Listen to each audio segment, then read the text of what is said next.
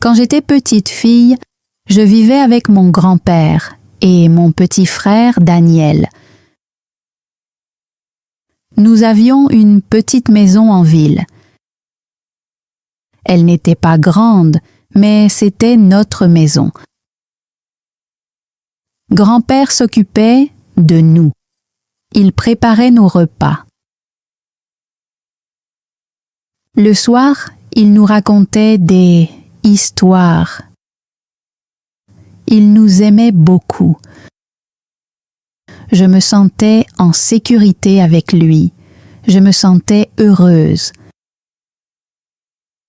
Chaque matin, Daniel et moi allions à l'école. Grand-père nous réveillait tôt. Il préparait le petit déjeuner. Nous nous asseyions ensemble à table pour manger. Il souriait toujours. « Mange bien, deviens fort », disait-il. Après le petit déjeuner, Daniel et moi partions à pied pour l'école. Grand-père se tenait à la porte. Il nous faisait signe de la main et nous regardait jusqu'à ce que nous soyons loin. Après l'école, nous allions au parc. Parfois, nous courions. Parfois, nous nous asseyions sous un arbre. Nous parlions de nos rêves. Daniel voulait être médecin. Moi, je voulais être pilote. Nous rions et faisions de grands projets. Quand le soleil se couchait, nous rentrions à la maison. Grand-père nous attendait. Il avait préparé un repas chaud. Nous mangions et parlions. La vie était simple, la vie était belle. Mais un jour, tout a changé. Je me suis réveillée tôt. La maison était silencieuse, trop silencieuse. Je suis allée dans la cuisine. Grand-père n'était pas là. La cuisinière était froide. Il n'y avait pas de petit déjeuner. Mon cœur avait une drôle de sensation. Je suis allée dans sa chambre. La porte était ouverte. Il était au lit. Il était éveillé, mais ne bougeait pas. Son visage était pâle, ses mains semblaient faibles. « Grand-père », ai-je dit, ma voix était petite. Il a ouvert les yeux lentement et a essayé de sourire. « Ça va », a-t-il dit, mais je savais que ça n'allait pas. Il avait l'air fatigué, sa voix était douce. La peur a rempli ma poitrine. Daniel est entré dans la chambre. Ses yeux étaient grands ouverts. Il m'a pris la main. « Qu'est-ce qui se passe ?» a-t-il demandé. Je ne savais pas quoi dire. Je ne voulais pas lui faire peur, mais j'avais peur aussi. Grand-père était vieux. Il était malade. Il avait besoin d'aide. Mais nous n'avions personne. C'était juste nous. Je suis allée chez la voisine en courant. J'ai frappé fort à la porte. « Aidez-nous, s'il vous plaît », ai-je dit. Elle a ouvert, a vu mon visage et a compris que quelque chose n'allait pas. Elle est venue avec moi. Elle a regardé grand-père et a dit « Il a besoin d'un médecin ». Sa voix était grave. Elle a sorti son téléphone et a appelé une ambulance. les médecins sont arrivés rapidement. Ils ont mis grand-père sur une civière. Ils l'ont emmené à l'hôpital. Daniel et moi avons regardé, le cœur lourd.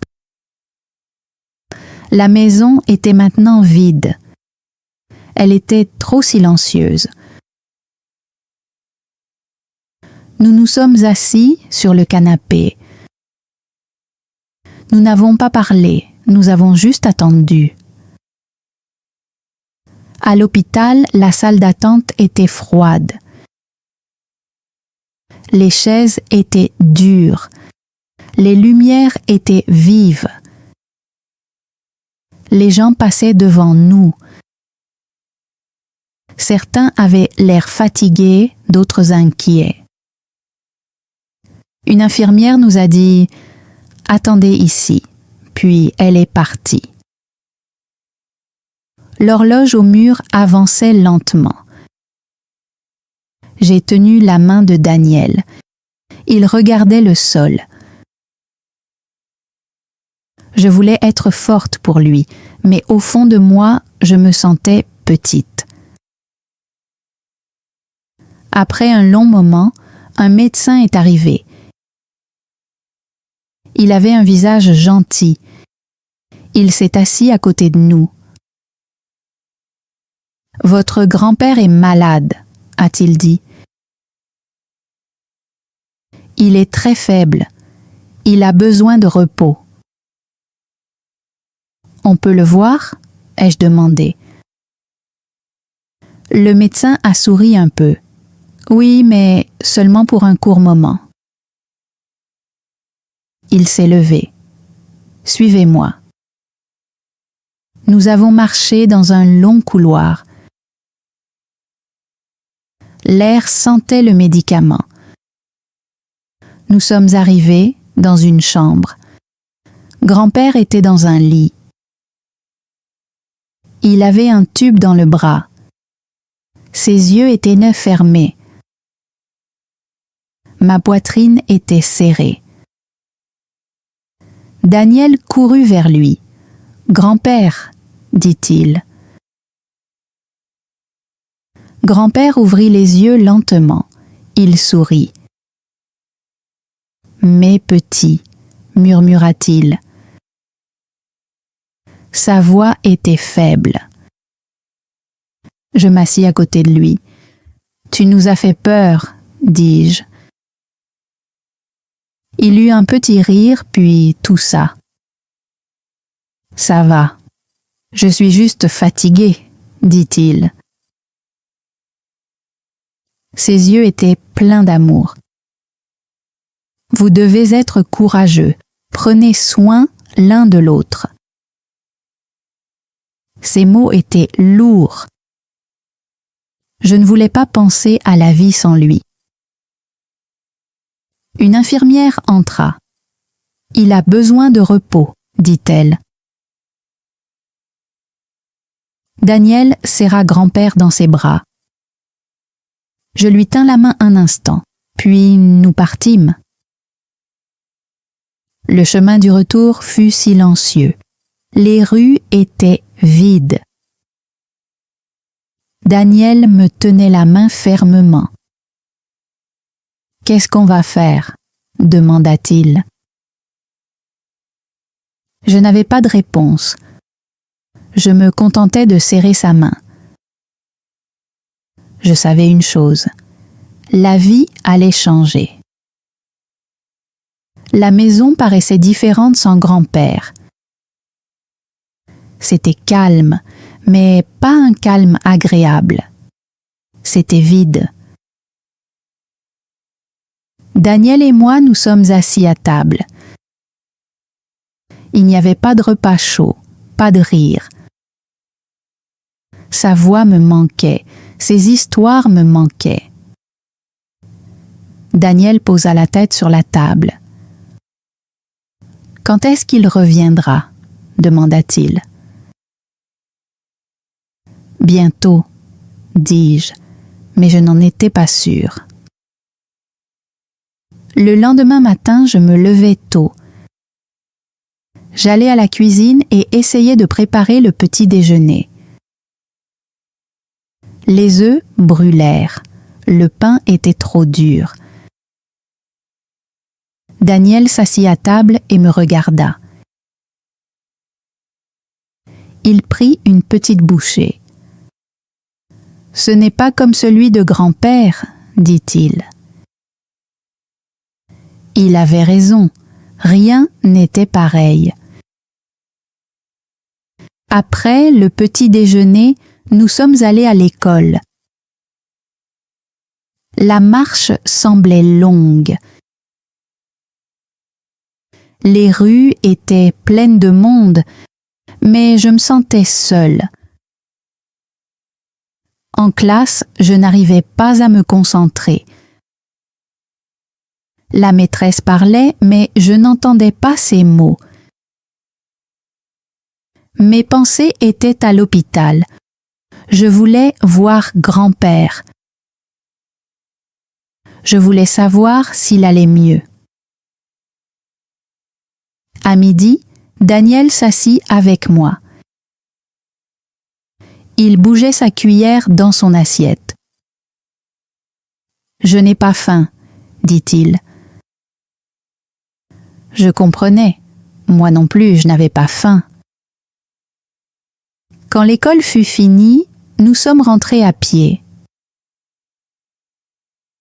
Le soleil était chaud, mais je me sentais froide à l'intérieur. Devant la porte, je me suis arrêtée. Je n'avais pas envie d'entrer. La maison semblait triste. Mais Daniel était fatigué, alors nous sommes entrés. J'ai essayé de lui sourire. « Faisons les devoirs, » dis-je. Il hocha la tête. Nous nous sommes assis à table, mais mon esprit n'était pas aux devoirs. Il était avec grand-père. Ce soir-là, le téléphone sonna. Je me précipitai pour répondre. C'était l'hôpital.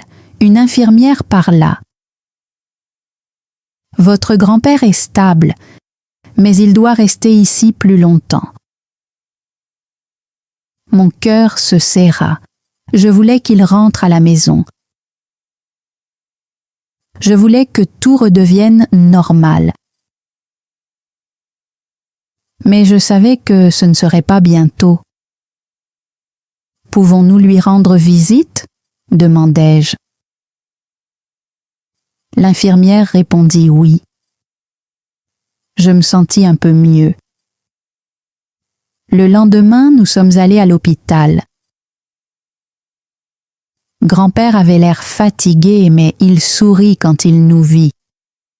« Comment vont mes petits ?» demanda-t-il. Daniel le serra dans ses bras. Je m'assis à côté de son lit. « Tu nous manques, » dis-je. Il toucha ma main. « Vous me manquez aussi. » Il me regarda dans les yeux. « Tu dois être forte. Prends soin de Daniel. » Ces mots restèrent dans mon cœur. Je savais qu'ils étaient importants. En partant, le ciel était orange et rose. Daniel me tenait la main.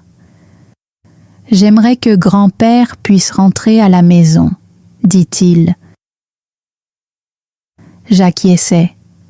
Moi aussi. Mais au fond de moi, je savais que nous devions nous préparer au changement. Les jours passèrent. Grand-père ne rentrait toujours pas à la maison.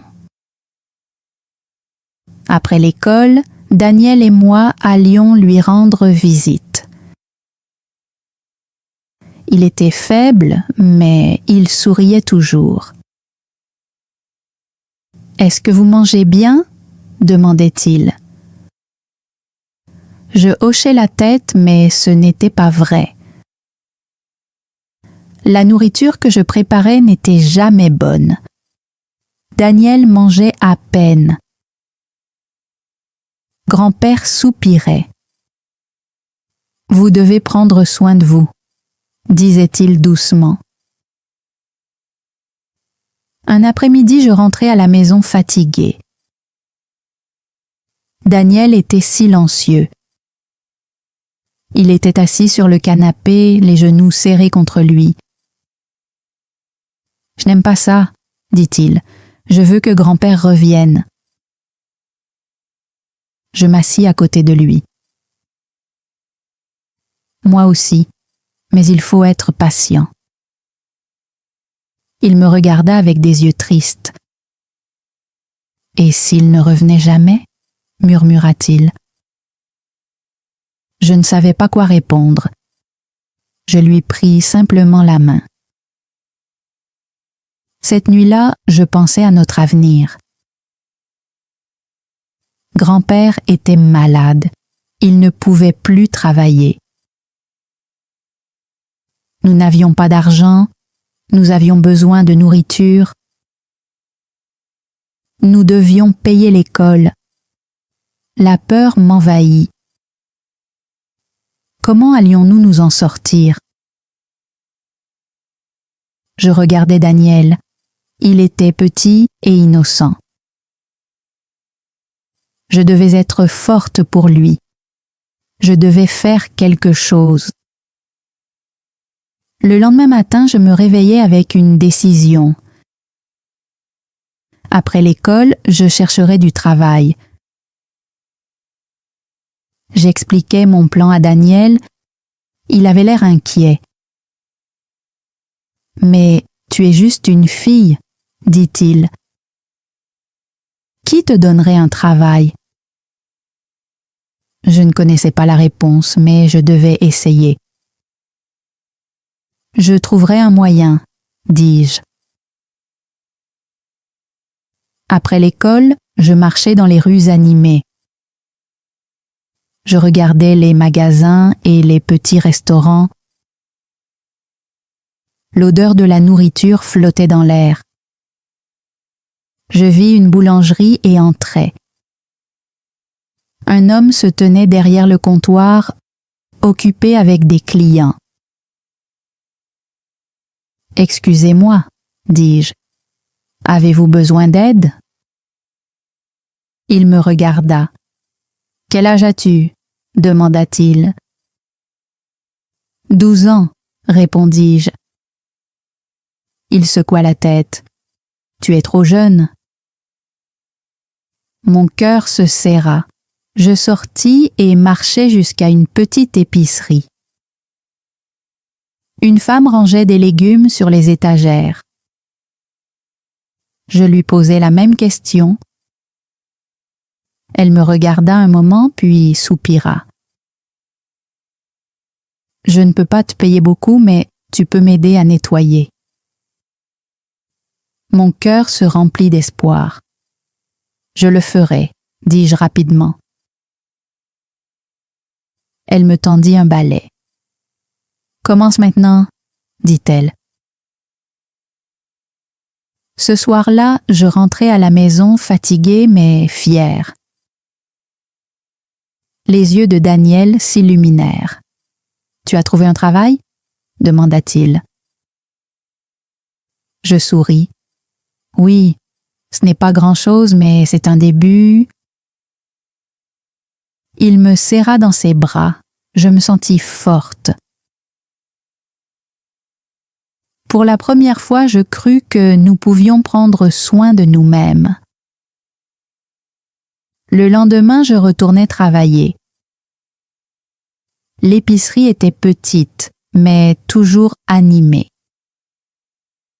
La femme me montra ce que je devais faire. Je balayais le sol poussiéreux. Je nettoyais les étagères en bois. Je portais de lourdes caisses remplies de légumes et de fruits. Mes bras me faisaient mal, mais je ne m'arrêtais pas. Je voulais faire de mon mieux. À la fin de la journée, elle me donna quelques pièces. « Bon travail », dit-elle avec un petit sourire. Je lui rendis son sourire. Ce n'était pas beaucoup, mais c'était quelque chose. Quand je rentrai à la maison, Daniel m'attendait à la porte. « Tu es très fatigué ?» demanda-t-il doucement. Je hochai la tête, mais souris. « Ce n'est pas grave, » dis-je. « Nous allons nous en sortir. » Il regarda les pièces dans ma main. « On peut acheter de la nourriture ?» demanda-t-il. « Oui, » dis-je. Nous allâmes au marché et achetâmes du pain frais, du lait froid, des fruits sucrés et un peu de fromage.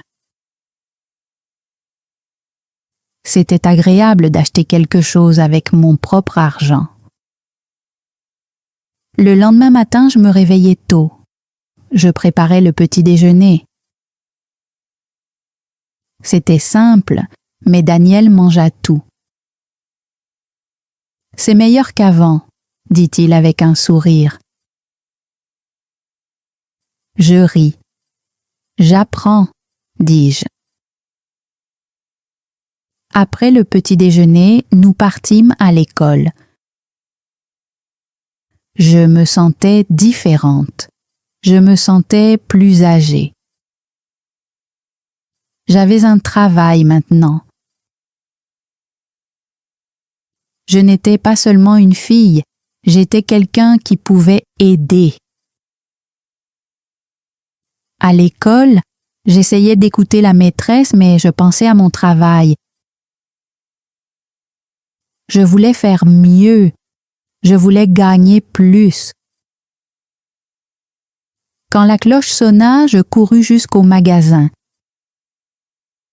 La femme m'attendait. « Tu es une bonne travailleuse, » dit-elle. « Veux-tu travailler tous les jours ?» Je hochai rapidement la tête. « Oui, s'il vous plaît, » dis-je. Elle sourit. « Viens après l'école. » Mon cœur se sentit léger. Le travail était petit, mais c'était un début. Ce soir-là, Daniel et moi étions assis à table. Nous avons mangé ensemble. La maison était toujours silencieuse, mais elle ne semblait plus si vide. « Tu te débrouilles bien, » dit doucement Daniel. Je le regardai et le vis sourire. Je me sentis fière, je n'avais plus peur. La vie avait changé, mais nous apprenions. Nous devenions plus forts. Plus tard dans la soirée, je m'assis près de la fenêtre. Le ciel était sombre et les étoiles brillaient. Je pensais à grand-père. Il me manquait. Je voulais qu'il rentre, mais je savais que je devais être patiente. Je fermais les yeux. Demain serait un nouveau jour, une nouvelle chance, et j'étais prête. Le lendemain matin, je me réveillais encore tôt. Je nettoyais la cuisine. Je préparais le petit déjeuner. J'aidais Daniel à se préparer pour l'école. J'étais fatiguée, mais aussi fière. Nous n'attendions plus seulement de l'aide, nous agissions. Nous prenions soin de nous-mêmes, et cela me rendait forte. Après l'école, je travaillais encore. La femme du magasin me regardait attentivement. « Tu es très responsable, » dit-elle. Si tu continues à travailler dur, je te donnerai plus de tâches. Je hochai la tête avec enthousiasme. Merci, dis-je. Je voulais en faire plus. Je voulais améliorer les choses pour Daniel et moi. Les jours passèrent et je continuais à travailler. Je balayais le sol poussiéreux, je nettoyais les étagères, je portais de lourdes caisses de légumes et de fruits. Mes bras me faisaient mal, mais je ne m'arrêtais pas. À la fin de la journée, elle me donnait des pièces. « Bon travail », disait-elle. Je souriais. Ce n'était pas beaucoup, mais c'était important. Quand je rentrais à la maison, Daniel m'attendait à la porte. « Tu es fatigué ?» demanda-t-il. Je hochai la tête mais souris. « Ce n'est pas grave, » dis-je. « On va s'en sortir. » Il regarda les pièces. « On peut acheter plus de nourriture ?» demanda-t-il. « Oui, » dis-je. Nous allâmes au marché et achetâmes du pain, du lait, des fruits, du fromage et quelques œufs. Le lendemain matin, je préparai encore le petit déjeuner. Daniel mangea tout. « C'est meilleur qu'avant ?» dit-il joyeusement. Je ris. J'apprends. Après le petit déjeuner, nous partîmes à l'école. Je me sentais plus âgée. J'avais un travail maintenant. Je n'étais pas seulement une fille, j'étais quelqu'un qui pouvait protéger et aider. Plus tard dans la soirée, je m'assis encore près de la fenêtre. Les étoiles brillaient. Je pensais à grand-père. Il me manquait, mais je savais que je devais attendre. Demain serait un autre jour, une autre chance.